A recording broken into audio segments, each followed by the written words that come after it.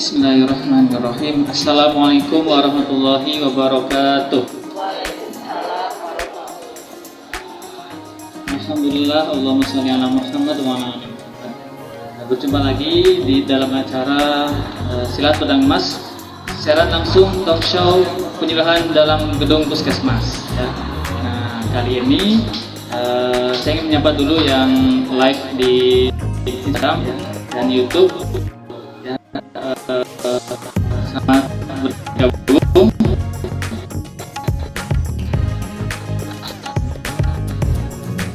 Hari ini kita akan topik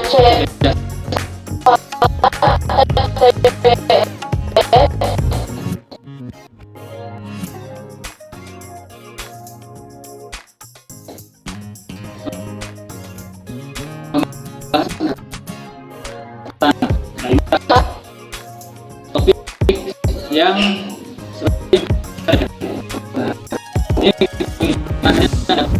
untuk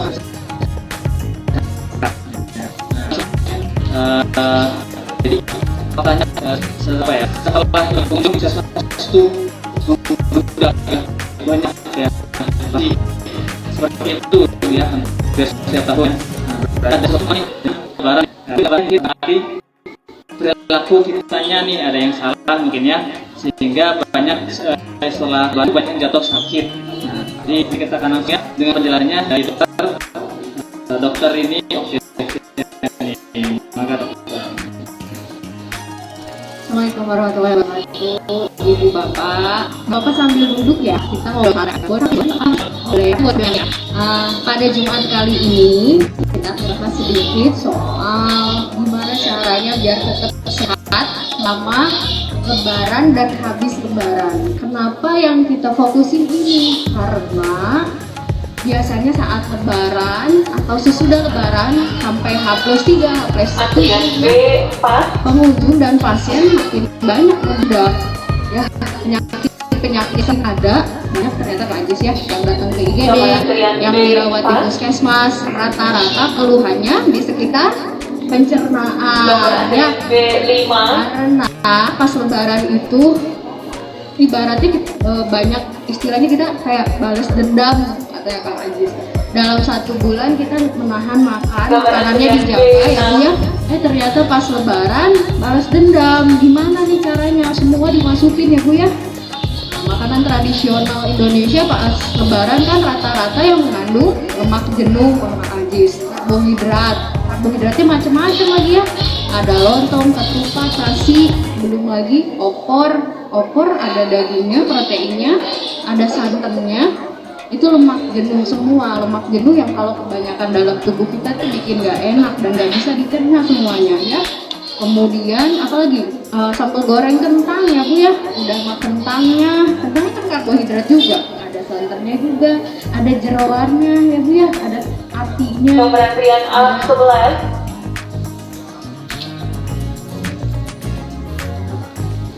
Gitu. Terus abis itu kue-kue lebarannya ibu-ibu ya, ada nastar, ada kue keju kastengel ya, ada apa lagi Kak Ajis, putri salju, itu sama semua ya Bu ya, ada karbohidratnya, ada terigunya, ada susunya, ada menteganya, ada telur, kebayang yang kita hitung karena asupan kalorinya Kak Ajis. Jadi kalau kebanyakan kalori ditambah lemak jenuh yang tadi, proteinnya berlebih, yang terasa pasti sekitar pencernaan kita yang paling sering.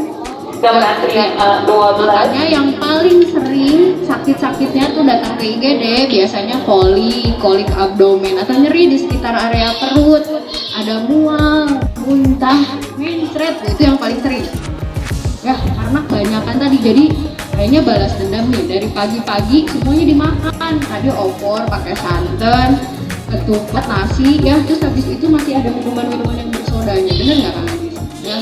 Makan minuman yang bersoda ya, minumannya jarang minum air putih, pasti minumnya berwarna itu kan manis banget ya, jadi pencernanya juga susah. Terus nggak satu rumah aja, kita kan sambil salaman nih, ada beberapa rumah kita berkunjung ke tetangga, ke ibu, ke mertua, pasti di situ makan juga ya.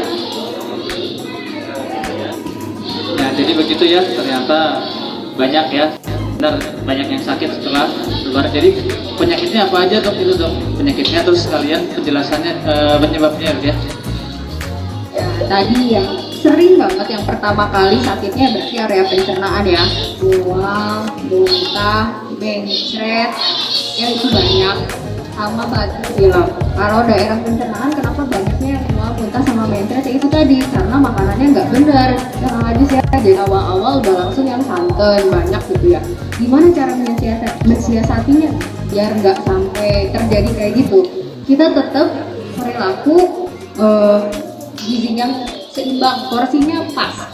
Kan udah sering dijelasin ya Bu ya, apalagi kalau ke posyandu sama ahli-ahli gizi di sini sama Bu Eli sama Teh Hani, isi piringku katanya Kak Ajis. Ya benar. Jadi setengahnya tetap harus ada serat sama sayur. Jadi gimana siasatinnya biar nggak banyak makan pagi-pagi nih, bangun tidur mau sholat id makan dulu biasanya kan. Nomor antrian Dulu D makanannya jadi setengah 10. porsinya pakai sayur sama buah. Jadi mensiasatinya itu nggak kalap pas mau makan ya, tanamnya dulu nastar karena satu nastar aja udah berapa Antrian kalori? D 11. Bayangin 4 biji nastar sampai 1 piring nasi kalorinya sama. Jadi kalau udah makan mil 4 buah nastar ditambah 1 piring nasi G6. belum sama santannya tuh berapa kalori yang masuk ya. Jadi awalnya pas bangun tidur usahakan makan dulu sayur. Jadi ibu-ibu sama bapak-bapak selain ada tadi opor, rendang, jangan lupa ada puding, bikin puding atau es buah. Tapi es buahnya jangan pakai sirup ya, nanti terlalu manis. Jangan bikin terlalu manis, atau ini aja beli semangka dipotong-potong sama jeruknya. Jadi habis makan tetap harus ada sayurnya, harus ada buahnya. Nomor antrian D 12. Nah, ya tadi sayur sama buah itu banyak seratnya. Seratnya mengikat lemak jenuh tadi. Jadi nggak semuanya dicerna sama tubuh. Kan kalau lemak kebanyakan, Antrian D berakibat tadi ya 12. bisa ngakibatin hiperkolesterol Kang Ajis. Nah, kolesterolnya juga kan ada dua ya, ada yang bagus, ada yang jahat, ada yang baik. Biasanya mereka kalau lemak jenuh yang jeleknya namanya LDL, padahal yang bagus buat kita itu namanya HDL. Nah, HDL biasanya ada di buah juga, di alpukat misalnya, atau biji-bijian kayak kacang D tanah. 13. Itu lemaknya bagus. Lemak yang gak bagusnya yang si LDL itu kita nanti sama si serat sama buah tadi biar nggak dimasukkan ke dalam tubuh. Kalau mau hitung-hitungan gini deh, satu hari kita manusia biasanya paling ya kisarannya ya, biasanya harus dihitungnya per berat badan nih Kang Ajis 2000 kalori. Padahal yang dibutuhkan dalam tubuh kita cuma 7%, cuma 7% lemaknya ya yang diserap sama tubuh, yang diperlukan oleh tubuh itu cuma 7%. Jadi sekitar 15 gram lah. 15 gram tuh kalau dihitung itu Kang Ajis satu potong ayam itu 5 gram. Jadi kalau dikali 3 itu udah 15 gram, udah cukup, dicukupi dalam satu hari. Nah, belum ditambah sama santannya. Santannya juga ada lemaknya, lemak, terus santan, terus apalagi tadi jeroan ya. Jadi yang tadi selain mual muntah, gagal sama kolesterol, banyak ya hiperkolesterol. Kolesterolnya naik abis lebaran atau beratnya naik abis. Akhirnya gula, saya lebih cerewet kalau sama pasien-pasien. Harus tahu lebaran apa, makanan apa yang harus dihindari. Jadi Antrian K3 kiri sehat. wah ya, nah K3. punya gula, punya DM, kita batasi asupan gulanya. Jadi gula itu sama logis, yang dihitung adalah asupan kalorinya atau karbohidratnya. Gak boleh banyak-banyak kan. Jadi tadi pagi-pagi baru bangun, paling bagus isinya sama sayur sama buah dulu. Kalau mau makan udah langsung makan boleh, tapi kita siasatinya porsinya yang dikurangi. Porsinya seuring punya. Jadi kalau mau pakai lepet, pakai kupat, ambil aja 3 lepetnya atau 4. Boleh pakai kuah santannya, boleh pakai kuah santannya, boleh pakai dagingnya ya. Hati sedikit-sedikit aja. Jadi caranya saat ini kita kurangin porsinya ya Bu ya. Habis itu usahakan minumnya air putih ya, karena air putih gampang buat dicerna dalam tubuh dan diperlukan oleh tubuh. Jadi hindari minuman bersoda, ini juga paling sering Bu.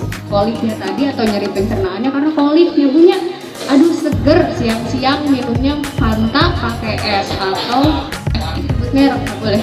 Pokoknya minuman bersoda ya nggak boleh ya Kak Aziz. Nah itu dia ya yang tidak boleh ya, minuman berdosa Bu ya.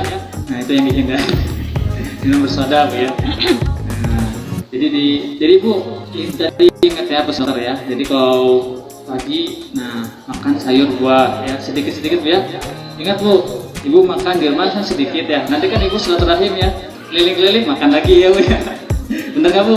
Nah jadi Ibu sedikit-sedikit aja ya. Ya jangan terlalu banyak nanti jadinya jatuh sakit gitu ya. Bener Kak Aziz. Jadi porsinya kita kurangin, tetap harus ada seratnya ya. Jadi jangan lupa beli buah-buahan simpan di meja makan ya punya. Terus pada pasien-pasien yang DM juga hati-hati juga ya, kalau mau ngemil tadi bayangin 4 biji nastar itu sama kayak 1 piring nasi. Jadi kalau mau makan nastar berarti stop dulu nasinya. Terus nggak boleh ngerubah ini kan Aziz.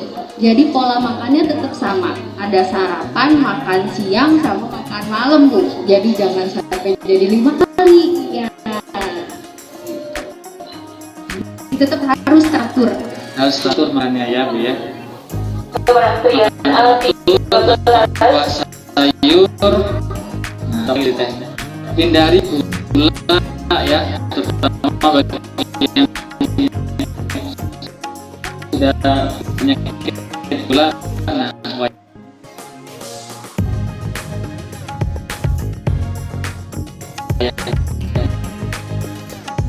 nah ya tahan godaan Bu ya. Sekarang berarti tahan godaan. Ya udah santannya sekali kalau kita makannya jadi kalau mau masak jadi kita siasatin dia diganti santannya dari yang lebih kandungan.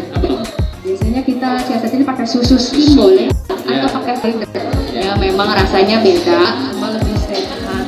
Biasanya kalau pada pasien DM gitu ya pengen tetap makan opor misalnya atau rendang ya gitu santannya kita ganti jadi susu skim atau pakai fiber. Sekarang kayak lebih banyak. Nah itu ya, wah ini bagus nih ya, jadi bagus banget ya. Jadi kita bisa mengganti santan itu ternyata kita ganti dengan susu skim ya. Nah itu sangat bagus juga ya, maksudnya lebih baik ya daripada santan tadi ya yang asamnya itu bisa mencetus asam lambung ya dan penyakit yang lainnya. Kolesterol. Nah, sumber kolesterol nanti nyambung dari kemana-mana ya. Jadi panjang ceritanya. Udah kolesterol, darah tinggi, jadi riwayat penyakit jantung, stroke, semuanya dari satu. Ya. Jadi jangan sampai nanti rame di IGD-nya Bu. Udah banyak yang mau muntah mencret, ternyata kasus jantung sama kasus stroke juga meninggal sama darah tinggi ya. Terus jangan terlalu asin masaknya ya, pada penyakit yang punya hipertensi. Ya, dia ikan asin gitu ya. Bukan ikan asin, kita kurangin asupan natrium. Jadi kalau masak jangan terlalu asin. Nih saya suka fokus kalau di pasien ibu bapak ini dok sudah minum obat tensi tapi tensinya nggak turun-turun. Kenapa? Coba kita gali lagi. Yang masak siapa Bu? Oh saya. Gimana masaknya? Masih pakai pecin? Oh masih. Habis dikasih gula, dikasih pecin, penyedap lagi. Aduh itu mah sama aja Bu. Jadi yang maksud saya itu kita kurangin asupan garam. Bukan hanya ikan asin, tapi kerupuk atau asin teh jangan. Tahu kalau terlalu asin ya jangan. Jadi kayak ini apa sih? Diis ya. Kurangi. Jadi kurangi garamnya ya. Apalagi micin ya. Itu kan garam tinggi ya. Jadi itu harus natrium. Kenapa coba? Asupan natrium. Karena nanti kalau natrium itu dalam pembuluh darah dia makin menyempit. Jadi makin sempit tuh pembuluh darahnya, pompanya makin mengental ya. Iya benar. Makanya kerja jantungnya makin capek. Makin berat. Lama-kelamaan yang hipertensi ujung-ujungnya jadi gagal jantung. Jantungnya bengkak, yang bengkak kemana-mana nih Bu. Ya, jadi kemana-mana awalnya dari hipertensi. Kalau tensinya terlalu tinggi, ada yang bisa tensi di sini 220, itu yang paling bahaya pecah pembuluh darah di kepala. Jadi yang kemana-mana ya, ayo hati-hati nanti pas lebaran asupan makanannya. Bener kan kata Rasul, apa yang kita makan jadi penyakit. Kementerian B8. Jadi segala yang berlebihan itu tidak baik ya. 8. Nah, makanan terlalu banyak garam tidak baik ya. Makanan terlalu banyak manis gula tidak baik ya. Terlalu banyak asam juga tidak baik ya. Jadi yang pas aja ya. Nah, apalagi kalau sudah ada yang sakit, nah itu wajib untuk dikurangi ya. Seperti itu. Nah, ada lagi dok atau sesi tanya jawab gitu ya? Boleh. Nah, coba nih, yang aku masih ada dokter. Dirangkum aja coba dari awal sama Kak Anies tadi apa? Dirangkum ya. Nah, rangkum ya Bu ya. Tadi ada lumayan Biasanya berapa menit sih? terakhir, ya. Oh terakhir. Oh Ya, boleh. kita sih tanya jawab Boleh, ya. boleh. Tanya jawab dulu ya, nanti kita rangkum nanti. Coba dari ibu ya yang hadir. Ah boleh. Silakan. Ibu semangat dari tadi. Ibu siapa bu namanya bu? Diana dari mana bu? Diana dari Desa Babakan. Nomor antrian A14. Biasanya Lebih dekat lagi. apa boleh kalau pasangan itu izin diganti sama Ibu pokok pemalas Ganti sama apa ibu? pokok tidak perasa yang lain. Maaf. Tidak perasa yang lain gitu kayak kalau sakit. Boleh apa enggak? Terus kalau sakit diganti pakai apa namanya? Krimer bisa enggak? Apa Bu? Boleh sama Krimer. Nomor antrian B9. pasar pantai. Antrian C6 FTBS. Ibu yang dari Nomor Babakan itu antrian ya Bu. B9. Jadi hampir kita menyebutkan nama lainnya ya Bu ya. Nah Bapak, jadi sebenarnya intinya di Royco atau penyedap itu kan emang tadi Antrian G7. yang kita hindari itu adalah kandungan natrium Bu. Nah coba Ibu nanti balik dibaca komposisinya. Ada natriumnya nggak? Kalau misalnya ada natrium, tapi biasanya iya Bu. Mereka tuh karena enak ya, karena gurih, jadi kandungan natriumnya banyak. Kalau enggak, Ibu menyiasatinya, biasanya ibu-ibu zaman dulu tuh tanpa Royco atau tanpa nasi boleh sih sebenarnya. Cuma kandungannya, kan saya bilang nggak, bukan yang nggak boleh ya, tapi harus dikurangin lagi. Jadi jangan seueur teuing Bu. Soalnya orang Sunda, ini penelitian nih bener ya Bu ya, di Indonesia kebanyakan sukanya lidahnya asin. Oh, jadi kalau masak kurang asin tuh nggak raos dong. Saya nggak enak kalau kayak gitu, saya nggak nafsu makan. Kalau udah terbiasa asin, sebenarnya boleh asin. Cuma kita kurangin kadarnya dulu. Biasanya kalau lidah kita udah terbiasa Bu, kandungan asinnya dikurangin, jadi lama-lama udah enak. Jadi pertanyaan ibu boleh atau enggak? Boleh. Cuma nggak boleh terlalu banyak. Kurangin Bu, garamnya dikurangin. Royconya kalau ibu belum bisa, stop, udah dikurangin dulu dosisnya. Lama-kelamaan lidah ibu akan terbiasa. Iya. Ternyata ya Iya, begitu bu ya. creamer ya. Creamer itu beda sama creamer itu beda kandungannya sama susu skim. Nanti ibu lihat juga kalorinya Bu.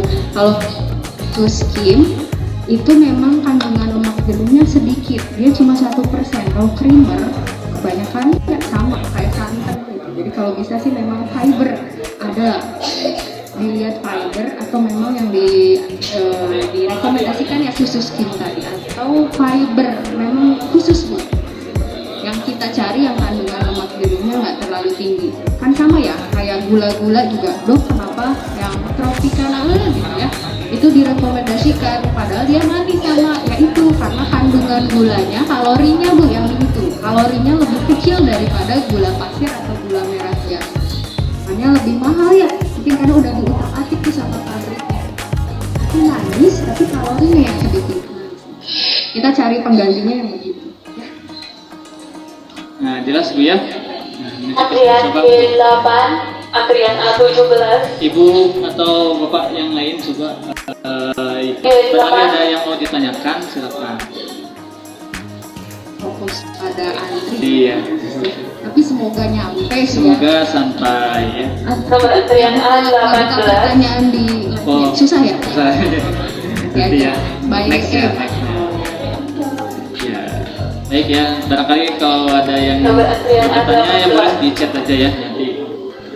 Ya, kapan-kapan kita bahas ya. Boleh, jadi PR akan Iya. ditanya ke saya kasih jawabannya gitu ya. Boleh sih sebenarnya sih harusnya ada ini pertanyaan. Live ya nanti ya kedepannya nanti kita bisa tambah ya. Insyaallah. Nah, barangkali kalau sudah tidak ada pertanyaan lagi nanti saya coba simpulkan ya untuk apa ya kegiatan